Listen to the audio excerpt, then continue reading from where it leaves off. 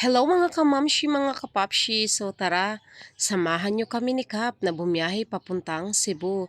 So andito nga pala kami ngayon sa Barangay Poblasyon dahil kami ay nag-aabang ng bus or sasakay kami ng bus dito papunta ng city. So ayan na, syempre ang inyong Inday Kigs, hindi talaga pwedeng mawawala ang plastic na yan. Tingnan nyo, nakikita nyo, may baon dahil yan ay nilagang itlog. Alam nyo naman, ang tipikal na mga biyahero papuntang city ay magbabaon talaga ng itlog yan. O ayan, si Kap, ang sexy. Madam na madam ang datingan. Akala mo naman siya si Juan Garcia. Akala mo yung aattend si Kap ng conference sa city kaya bumiyahe ng city, o di ba? O ayan, orange na orange ang kanyang bag, di ba? So si Kap na talaga, walang katulad. But anyway guys, ayan na, nakasakay na kami. At yung ng time na yan, konti lang ang pasahero ng biyahe na yan dahil ay, hindi masyadong ano yan hindi siya peak season kaya um, konti lang ang pasahero kaya komportable ang pagsakay namin. Kaya ayan na, kumuha muna kami ng ticket dahil kailangan mong magbayad ng ticket para papunta naman ng barge yan or lancha. Sasakay ng lancha yung bus, kaya kailangan yung kumuha ng ticket. Kaya ayan, kumuha muna kami ng ticket dyan at pinakita ko pa kung gaano kaganda ang Port of Santa Fe. Santa Fe. So yan ang view na inyong makikita dyan sa port ng Santa Fe. At yan ang pinaka-office nila kapag kumuha ka ng ticket. So syempre, lahat ng biyahero kailangan kumuha ng ticket para sasakay naman ng barge ang bus. Kaya ayan, kami ni Kap, pa-relax-relax muna habang kami ay kumukuha ng ticket. So ito na, papasok na kami nito ngayon sa barge. So, ang bus na sinasakyan namin, papasok na dito dahil isasakay na nga. Kaya nakababa na kami ng bus dahil nakaakyat na yung bus dito sa barge or sa lancha. Kaya kami naman ngayon ay naghahanap ng maupuan. Kaya ayan na, nakaupo na kami dyan ni Kap. Relax na relax kami dyan dahil sabi ko nga, konti lang ang pasahero at ang ganda pa ng weather ng panahon na yan. Kaya ayan, so pwede ka ring mag-ano dito, pwedeng mag-TikTok, mag-video habang ikaw ay nasa biyahe at huwag kalimutan ang iyong chicherya at iyong nilagang itlog. Kaya ayan. So, ito nga pala guys, ang biyahe nga pala nito papuntang city ay 1 oras lang. 1 oras lang ang galing ng Santa Fe papuntang Cebu, 1 oras lang, I mean ng Hagnaya. 1 oras lang talaga 'yan. At ang magiging pamasahin nyo sa buong biyahe ay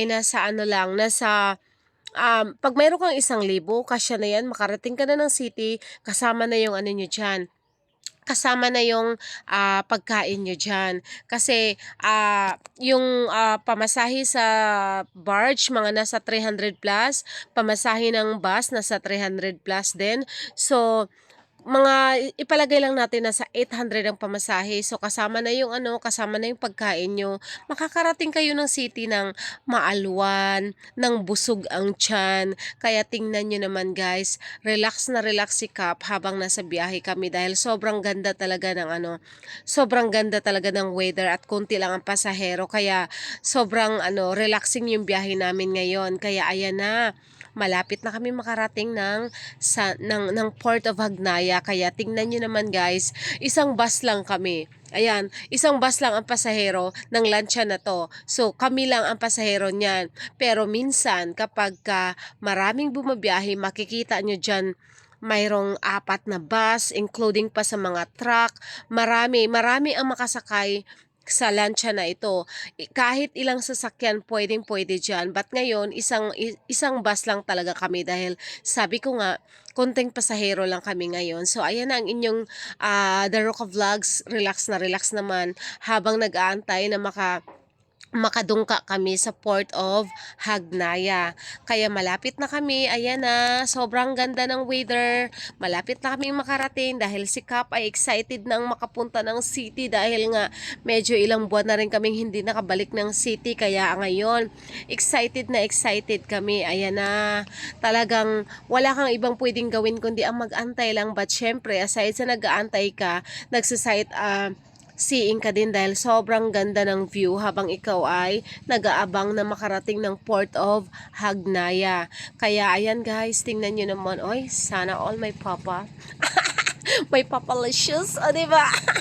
Talagang pasimple lang talaga si The Roca Vlogs pero kumukuha pala dun sa papalicious na yon. So ayan na, ayun, huwag na natin ipakita ulit baka magalit. Syempre baka magalit ang kanyang anak. So ayan na guys, malapit na, sige. Nagaantay pa din kaming makarating. But anyway guys, sa mga nagtatanong, ilang oras ba ang biyahe galing Hagnaya naman papuntang city? So ang oras pala ng pagbibiyahe nyo is mga nasa apat apat na oras ang biyahe galing Hagnaya papuntang city. So mga 4 na oras ang biyahe nyo dyan. Kaya habang nasa biyahe ka naman, hindi ka maiinip dahil sobrang ganda ng view ng papunta kang north of Cebu. Sobrang ganda kaya hindi ka maiinip dahil ang dadaanan nyo ay napakagandang view ng north of Cebu. Kaya ayan na si Kap, dala-dala na naman ang kanyang plastic. Sasakay na naman kami ulit sa bus dahil ito palabas na yung bus. Kaya sasakay na naman kami ulit dahil ang bus papunta na ng city yan. So ganun ka-relax ang biyahe.